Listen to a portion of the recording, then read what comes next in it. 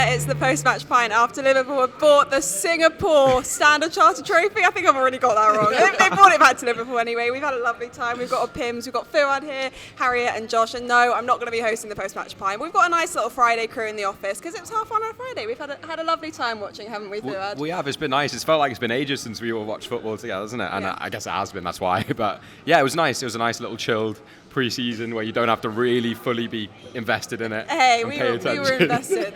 You could have some lovely conversations about hairstyles and the players' looks.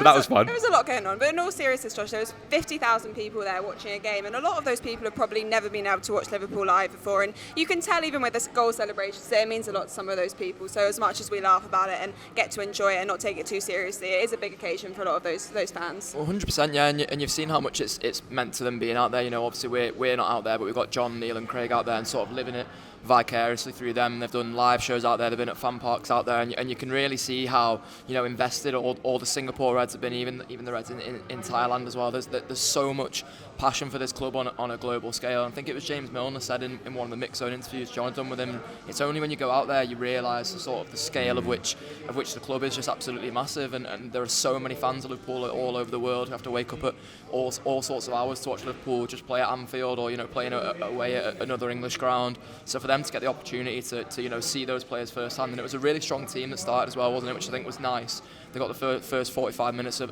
a really strong team there, and then the next sort of half an hour after that as well. So it would have been an amazing experience to have been there, I imagine, seeing those 50,000 Reds cheering them on. Yeah, it has been incredible to see all the footage from out there, and it obviously means a lot to a lot of those people. Let's look a bit at the first half, though. I'd take you back. Milner is probably his favourite time of the year, isn't it, pre-season? Because everyone comes back, and it's fair to say it looked like a pre-season game. It was a little bit sloppy, especially in that first half. You felt like people needed to find their legs and find out what they were doing again. But Milner's like, I don't care, I'm back, I'm straight back in. He looks so fit, he looks ready to go. He was good, wasn't he? Yeah, definitely. And you know, we always talk about intensity with this Liverpool side, and he's always the sort of the starter of that and the one that lays down that mark, and you can see you need him in these sort of games to do that. I think when things are a little bit sloppy, when people are, you know, getting acclimatized to the weather, little things like that, getting their fitness back up, he's the one that sort of really sets the marker down. And I thought, you know, obviously he plays right back, which is not his favourite position, as we all know, but he did it well. He absolutely hates it, but he did what he was supposed to do, and I thought that sort of translated through the team. There was an air of calm, wasn't there? I didn't watch the United game, but I heard that it was at times there was a few sloppy defensive moments. That frantic. Was sort of out of it. It was very frantic. Frantic, yeah, and I thought everyone sort of controlled the ball and the pace of the play in that first sort of 10-15 minutes really well, and you know, the commentators kept saying that, you know, Palace haven't barely got a kick in it, and that's what you expect from this Liverpool side, and we're hopefully going to slowly see that ramp up as the pre-season games go on, and see that more often for longer spells and games. Yeah, it's funny during pre-season when you look at what people are saying on Twitter and people's reactions to it, because people really see it as like a serious marker of things to come. And I think the other day we lost 4-0. It wasn't great. It felt like there had been a bit of progression. You could tell that they'd had a few more days training, and they just looked a little bit sharper today, didn't they? 100%, yeah. And I think, you know, it was only sort of right that United looked much sharper than Liverpool did the other day, because United had that extra week in training. And I think you've now seen that, you know, even after a few days in training, the levels that Liverpool have improved. I thought there was a few players today who looked much better and much sharper than they did in that United game, because they've basically flown out, some of them just flown out to Thailand, done 1 day's training, an open training session, and then played the game. So we couldn't have expected, you know, much more from them than what they gave in that United game. It was all about getting those fitness levels up, but then I think today you did see some of that sharpness coming back, and there was a few players who, as I say, looked like they'd improved. Jordan Henderson was still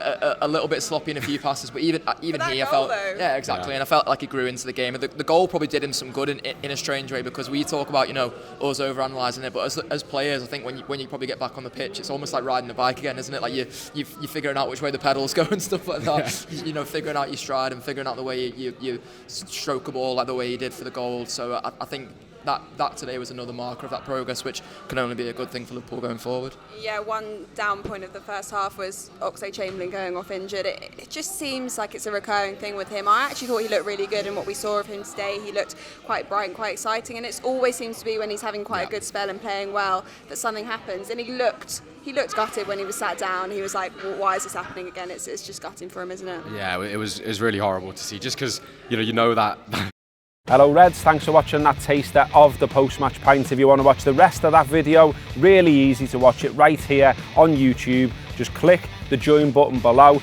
that activates the membership. It gives you access to the Anfield Wrap's premium videos, which includes the post-match pint, but also reviews, previews, exclusive interviews, and it means you can follow us, follow them from here, the heart of Liverpool.